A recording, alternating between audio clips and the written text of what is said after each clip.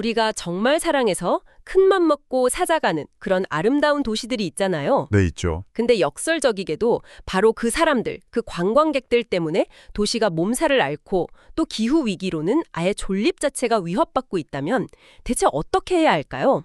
그래서 오늘은 이 두 가지 거대한 숙제를 아주 흥미롭게 풀어낸 두 도시, 코펜하겐과 바르셀로나의 속사정을 한번 깊게 들여다보려고 합니다. 이게 사실 그냥 착한 여행 합시다 이런 캠페인 수준의 이야기가 아니라는 점이 되게 중요하거든요. 아, 그런가요? 네.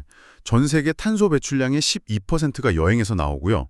그중에서도 항공 탄소 배출량의 절반을 단 1%인 사람들이 만들어내는 게 현실이에요. 와, 1%가 절반을요? 네. 그러니까 개인의 양심에만 기댈 게 아니라 이제 도시가 시스템으로 답해야 한다는 걸 오늘 두 도시가 아주 제대로 보여주는 거죠. 맞아요.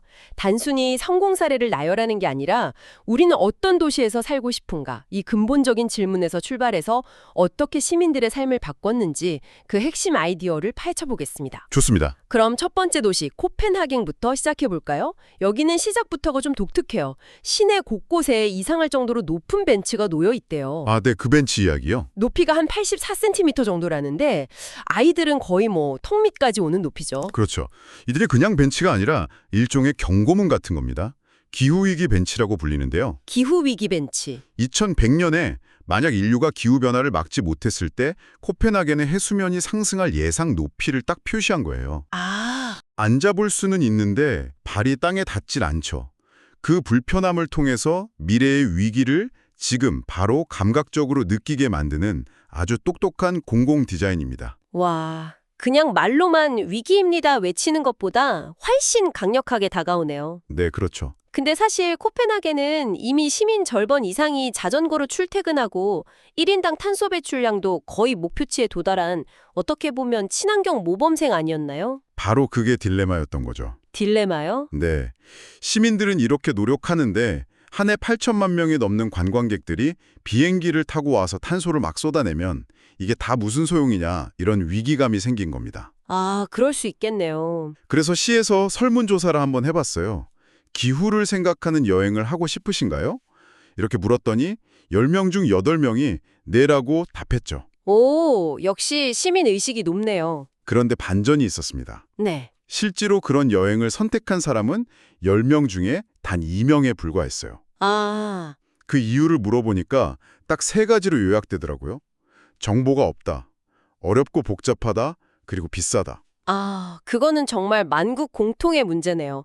마음은 있는데 몸이 안 따라주는. 맞아요. 코펜하겐은 이 간극을 어떻게 메웠을까요? 관광청이 아주 기발한 발상을 합니다. 도시를 홍보하는 데 쓰던 예산을요, 지속 가능한 여행을 선택한 관광객에게 상금처럼 나눠주기 시작한 거예요. 네. 홍보비를 관광객한테 직접 준다고요? 네, 이름하여 코펜페이. 코펜페이. 구체적으로 어떤 식이죠? 지속 가능 항공료를 쓴 비행기를 탔다는 걸 인증하면 중앙역 편의점에 쓸 수 있는 도시락 쿠폰 같은 리워드를 주는 식이에요. 오. 또 친환경 대중교통으로 시내에 들어온 모든 사람에게는 45분짜리 자전거 무료 이용권을 주고요. 잠깐만요. 들어보니까 기차 타면 밥 주고, 버스 타면 자전거 주고, 이건 마치 사람들을 혼내거나 계몽하려는 게 아니라 좋은 일하면 상을 주는 게임처럼 느껴지는데요. 바로 그겁니다. 그게 바로 코펜하겐이 추구하는 유쾌한 지속 가능성이라는 철학의 핵심이에요. 유쾌한 지속 가능성? 네, 죄책감이나 의무감이 아니라 재미와 아름다움, 그리고 실질적인 보상으로 행동을 유도하는 거죠.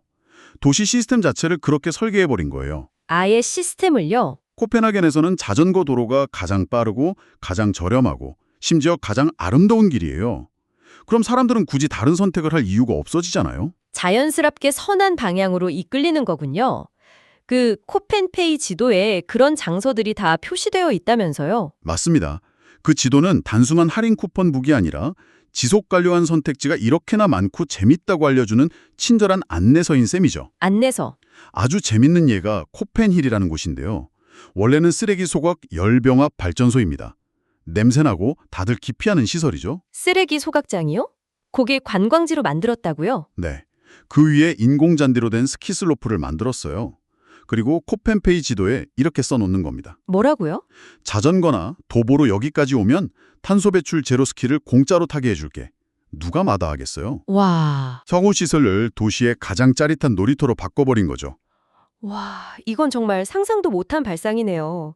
강요가 아니라 유혹이네요, 이건. 그렇죠. 또 인상적인 게 있던데요. 무료로 카약을 태워주는 대신 쓰레기를 주워오게 하는 그린 카약이요. 그것도 같은 맥락입니다. 환경을 보호합시다라는 구호 대신에 카약 공짜로 탈 사람 이렇게 묻는 거죠. 조건은 딱 하나. 카약을 타면서 보이는 쓰레기를 주워서 인증하는 겁니다. 근데 이 프로그램의 진짜 성과는 주운 쓰레기의 양이 아니었어요. 그럼 뭐였을까요? 한 관계자의 인터뷰가 핵심을 딱 짚어주는데 직접 물에 들어가 그 아름다움을 경험하고 내 손으로 쓰레기를 건져본 사람은 다시는 바다에 쓰레기를 버릴 수 없는 마음에 도착하게 됩니다. 마음에 도착한다. 네. 실제로 참여자의 70% 이상이 일상으로 돌아가서도 쓰레기를 함부로 버리지 않는 행동 변화를 보였어요. 머리로 배우는 게 아니라 몸으로, 마음으로 깨닫게 하는 거죠. 그 말은 정말 울림이 있네요. 결국 코펜하겐은 관광객 수준을 늘리는 것보다 한 번 온 사람이 다시 오고 싶게 만들고 그 과정에서 시민들의 삶도 더 좋아지는 방향을 선택한 거군요. 맞습니다. 살기 좋은 도시가 결국 여행하기도 좋은 도시다. 이 말을 정책으로 증명해낸 셈이네요. 정확합니다. 관광청의 성공 지표를 방문객 수라는 양적 기준에서 재방문율과 시민의 삶의 질이라는 질적 기준으로 바꾼 그 작은 변화가 모든 걸 바꾼 겁니다. 코펜하겐의 방식은 정말 긍정적이고 영리하네요. 하지만 모든 도시가 이렇게 유쾌하게 문제를 풀 수 있는 건 아니었을 것 같아요. 그렇죠. 특히 관광객 문제로 몸살을 앓다 못해 거의 비명을 질렀던 바르셀로나 같은 곳은 접근법이 전혀 달랐을 것 같은데요. 상황이 완전히 달랐죠.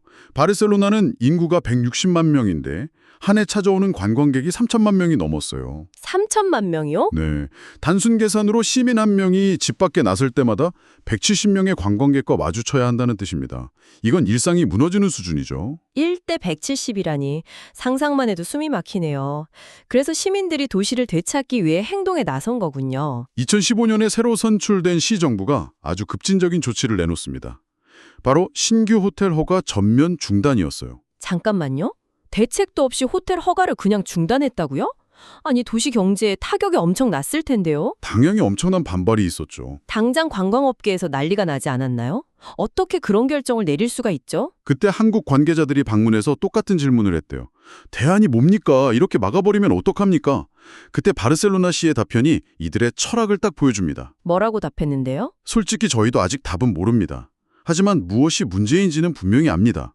그래서 일단 멈추고 질문할 시간을 갖기로 했습니다. 와, 답을 찾기 위해 멈춘다라. 보통 우리는 답이 있어야 움직이는데 정반대네요. 속도가 아니라 숙고를 택한 거죠. 도시의 주인인 주민의 권리는 그 어떤 개괄 이익과도 바꿀 수 없다.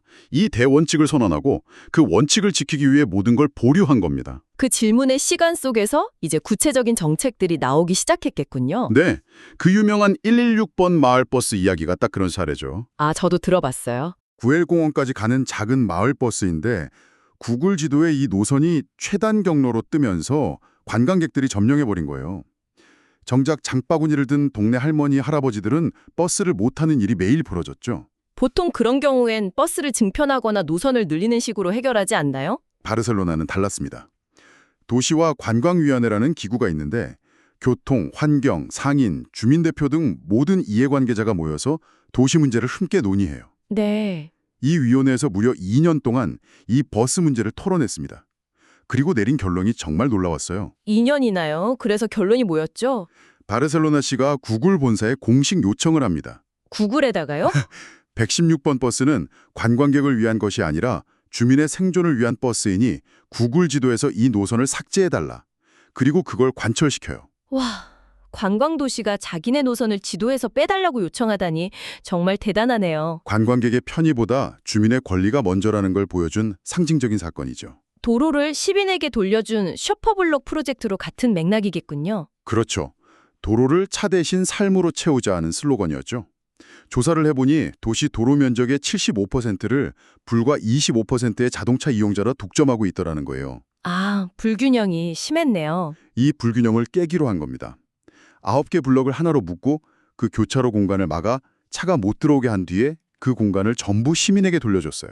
차가 다니던 아스팔트가 갑자기 광장이 된 거네요. 맞습니다.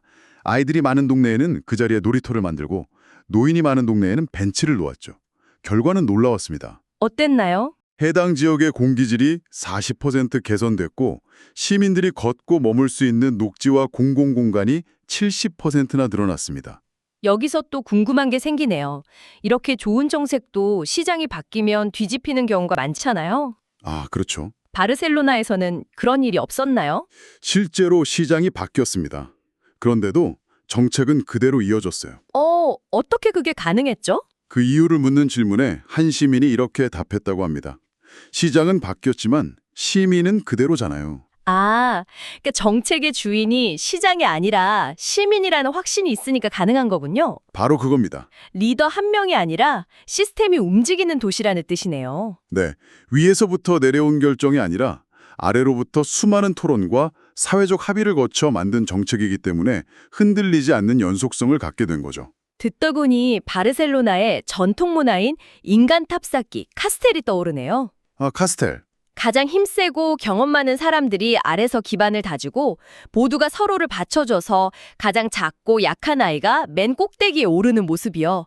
어쩌면 바르셀로나 사람들이 지키고 싶었던 건 바로 그런 연결된 삶 그 자체였던 것 같아요. 정확한 비유입니다. 과잉 관광이 그 연결을 끊어내고 공동체를 위협했기 때문에 그렇게 저항했던 거고요. 맞아요.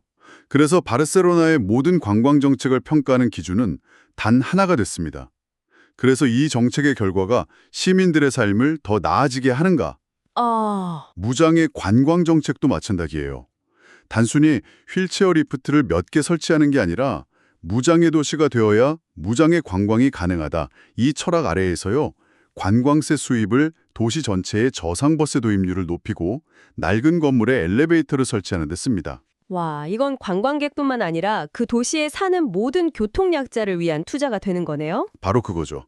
결국 팔고 싶어 하는 사람이 아니라 살고 싶어 하는 사람이 도시를 지킨다는 원칙을 끝까지 붙잡은 겁니다. 오늘 코펜하겐과 바르셀로나 두 도시 이야기를 깊이 나눠봤는데요. 한쪽은 유쾌한 유인책으로, 다른 한쪽은 단호한 결단으로 문제를 풀었지만 공통점이 보이네요. 그렇죠. 두 도시 모두 문제를 관광객이라는 외부 탓으로 돌리지 않았습니다.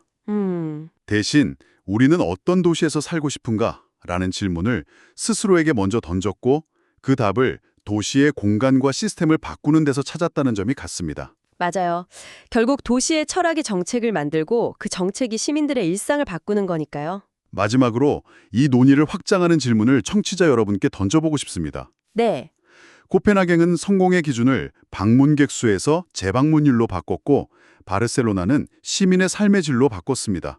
이 평가 기준의 작은 변화가 도시의 방향을 완전히 바꿔놓았죠. 그렇죠. 그렇다면 지금 우리가 살고 있는 도시, 또 우리가 만들어갈 미래의 도시는 무엇을 기준으로 그 성공을 평가해야 할까요? 우리의 세금과 결정이 그 도시에 살 수밖에 없는 사람들의 삶을 정말 지키는 방향으로 나아가고 있는지 오늘 두 도시의 실험을 통해 한 번쯤 생각해보는 계기가 되었으면 합니다.